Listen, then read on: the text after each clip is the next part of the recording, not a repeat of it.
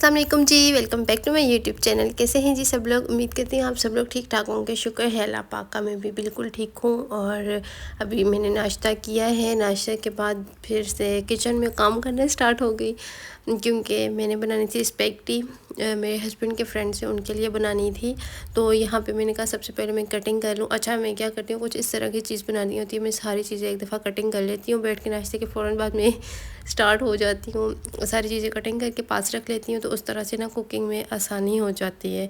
वैसे आम रूटीन में तो साथ साथ काट के तो बंदा बना लेता है, लेकिन इस तरह की जब कोई चीज़ होती है तो फिर उसकी कटिंग भी ज़्यादा होती है। तो इस वजह से मैं कहती हूँ एक दफ़ा आराम से कटिंग हो जाए। अच्छा, टमाटर मैंने काट लिए थे, और वो जो छोटा चॉपर है ना, दराज से मैंने लिया था, उसमें मैं टमाटर भी उसी में चॉप कर लूँगी, बड़े बड़े इसलिए मैंने काटे हैं। और प्याज भी मैं उसी में करूँगी।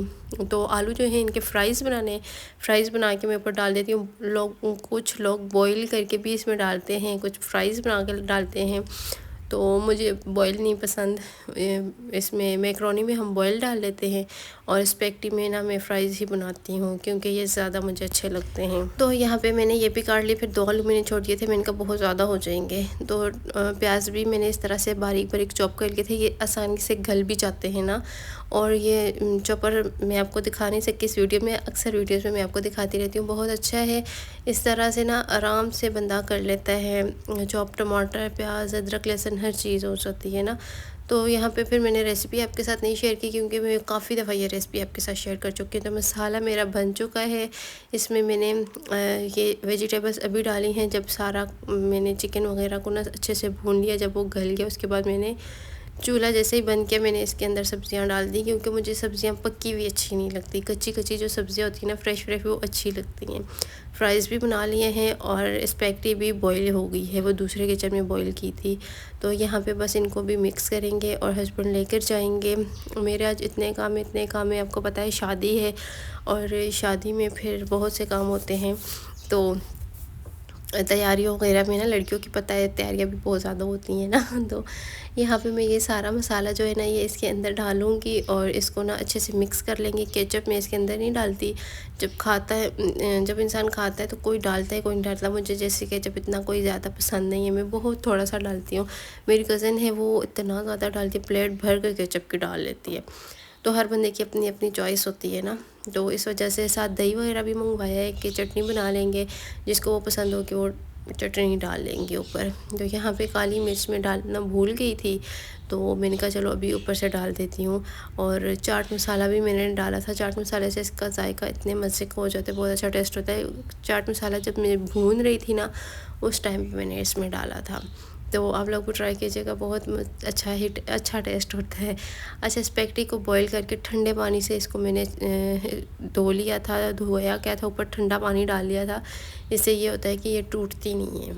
और इसको मैं मिक्स कर रही थी, तो मुझसे ना सही से मिक्स नहीं होते।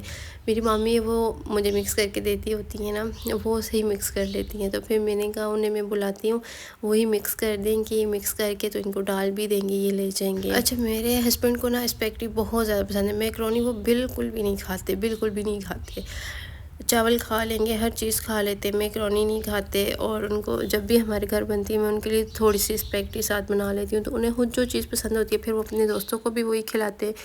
तो वो मुझे कितने दिनों के कह रहे थे कि मुझे बना कर दो ना, मैंने उनको देनी है। तो मैंने कहा ठीक है, मैं आज बना देती हूँ।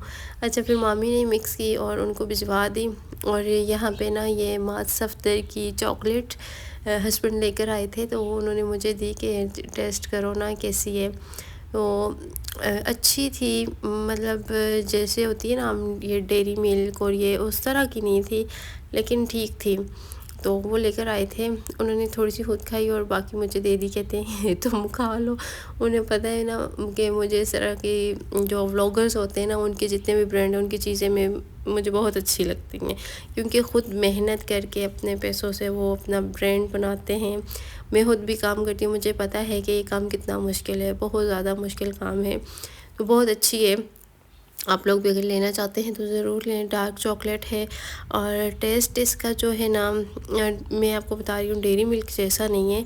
अब मैं आपको क्या बताऊँ कि इस तरह का है, बस अच्छा है। जैसे होती है ना आउट ऑफ कंट्री से चॉकलेट्स आती हैं, تھوڑا تھوڑا اس طرح سے اس کا ٹیسٹ ہے، کیونکہ یہ اوریجنل چاکلیٹ ہے نا، تو اس لیے میں نے تھوڑی تھوڑی سب کو دی اور پھر خود بھی کھائی۔ اور کپڑے دھوئے تھے تو وہ سوکھ گئے تھے، وہ تار سے اتار کے لائی ہوں، تو ابھی ان کو تیل لگا کے رکھتی ہوں، کیونکہ آج تو پریس وغیرہ نہیں کرنے، کل ہی انشاءاللہ کریں گے۔ آج ہمت بھی نہیں ہے نا اتنی زیادہ، صبح سے کام میں لگے ہوئے تھے، تو میں خود بھی اتنی تھکی ہوئی ہوں، کچن میں کھڑے ہو کے تھک جاتا ہے نا انسان۔ تو ان کے لیے وہ بنائے، اور گھر میں سب کے لیے ماموں تھے، ماموں کی طبیعت ٹھیک نہیں تھی، ان کے لیے نا کھچڑی بنائی ہے، اور مامی بھی گھر میں نہیں تھی، اب وہ آئیں گی تو ابھی میرے خیال سے کھچڑی کھا لیں گی، اگر نہ کھائی تو تھوڑی سی اسپیکٹی ہم نے رکھی ہے وہ کھا لیں گی، تو ہو سکتا ہے وہ کھانا کھا کے ہی آئیں، کوئی پکا پتہ نہیں ہے نا۔ تو یہاں پہ کپڑے سارے میں نے کہا تیل لگا کے ان کو بھی میں آئرن ٹیبل میں سیٹ کر کے رکھ دیتی ہوں، کیونکہ آج پریس نہیں کرنے، کل پریس کروں گی، جب پریس کروں گی تو نکال لوں گی۔ اور یہاں پہ میں نے سب کپڑوں کو تیل لگا لیا تھا۔ ابھی میں کزن بھی بیٹھی ہوئی تھی، ہم دونوں بیٹھ کے نا گپ شپ لگا رہے تھے، ایسے ہی باتیں کر رہے تھے۔ میں نے کہا چلو میں تھوڑی دیر تک نا ان کو کمرے میں رکھ کے آتی ہوں۔ اچھا، اس کے بعد برتنوں کا اتنا ڈھیر لگا ہوا ہے، کچھ کھانا بنا لو نا اتنے برتن گندے ہوتے ہیں، تو میں صبح ایک دفعہ دھوئے ہیں، اس کے بعد ابھی بھی اتنے زیادہ گندے پڑے ہوئے تھے، تو میں نے کہا چلو میں سب سے پہلے نا برتن واش کر لیتی ہوں، اس کے بعد اپنے کمرے کی طرف جاتی ہوں۔ اور یہاں پہ میں آپ کو ایک بات بتاؤں، میں پوری رات آج نہیں سوئی، پتہ ہے کیونکہ میں نے آپ کو بتایا تھا نا میری کزن کی شادی ہے، تو میری شادی کے کپڑے تھے، تو میں نے کہا میں کپڑے نہیں لیتی، ایسے ہی کپڑے لے کے کیا کرنا، جب پہلے والے ہیں تو وہی میں پہن لوں گی، کیونکہ ابھی میں نے اتنے خاص کپڑے وہ پہنے بھی نہیں تھے۔